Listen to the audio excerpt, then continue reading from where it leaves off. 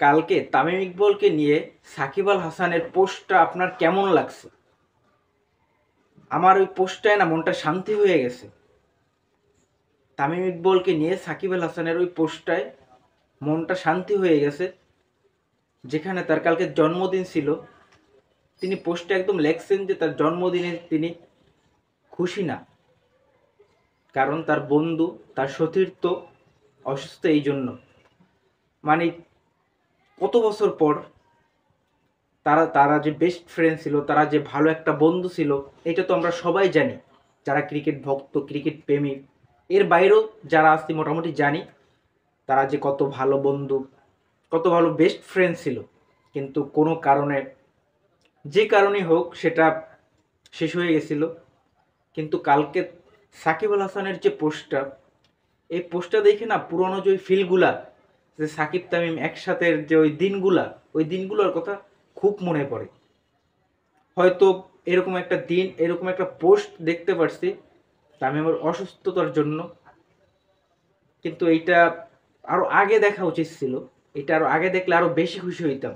এখন যে খুশি হই না এমন না, এখনো অনেক খুশি হয়েছি এই পোস্টটা দেখা, যে অন্তত বিপদের সময়, অন্তত খারাপ সময় নিজের বেস্ট ফ্রেন্ডকে, নিজের সবচেয়ে ভালো বন্ধুকে কাছে পাইছে। নিজের সবচেয়ে ভালো বন্ধুর থেকে এরকম একটা পোস্ট আসছে, যেখানে অনেক আবেগের কথা লেখা, অনেক ভালোবাসার কথা লেখা, এবং লাস্টে এটাও বলছে তার জন্মদিনে, সাকিব আল হাসানের জন্মদিনে তার সবচেয়ে বড় পাওয়াটা হবে তামিমের জন্য সকলের দোয়া করা। কত সুন্দর একটা কথা, কথাটা চরম ভাল লাগছে আমার কাছে। এই পোস্টটা বিশ্বাস করেন আর না করেন, আমি সবাই তো দেখছি তামিমের অসুস্থতার পর পোস্ট দিতেছিল।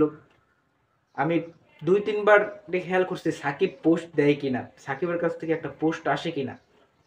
অবশেষে যেটা রাতে দেখতে পাইছি, রাতে পোস্টটা করছে। বিষয়টা আমার কাছে অনেক অনেক বেশি ভালো লাগছে, কারণ তাদের ভালো ফ্রেন্ডশিপ, তারা যে বেস্ট ফ্রেন্ড, এটা অনেক আগে থেকে জানি।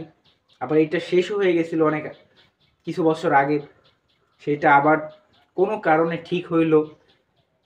এইটা দেখেই না ভালো লাগা কাজ করে, কারণ সে ছোটবেলা থেকেই তো দুজনকে একসাথে দেখে আসছি। যখন থেকে খেলা দেখি 2011 বা 10, যখন থেকে খেলা দেখি দুজনকে একসাথে, দুজনের ভালো বন্ধু, সব কিছু তো যাই না এসি, তাই না? তো এরকমের একটা কিছু দেখলে, এরকম একটা কিছু শুনতে পারলে না ভালো লাগে।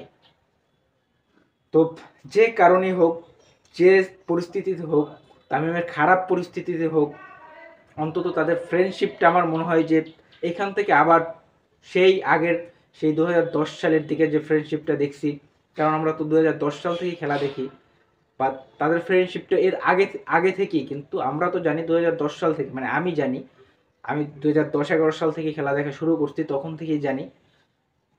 তো এইটা আবার ফিরলো, এইটাই অনেক বড় একটা পাওয়া। আর সবচেয়ে বড় পাওয়া, তামিমকে আমরা আবার ফিরে পাইছি। তাদের যারা তামিমের সাথে ছিল, তাদের যে কথা, মানে কথা যারা বুঝছি যে তামিম একদম শেষ পর্যায়ে চলে গেছিল, যাক আলহামদুলিল্লাহ সেইখান থেকে ফিরে পাইছি। এইটা সবচেয়ে বড় পাওয়া। তারপর পাওয়া যে তাদের সাকিব আর তামিমের ফ্রেন্ডশিপটা ঠিক হইল, এইটা তার পরের বড় একটা পাওয়া।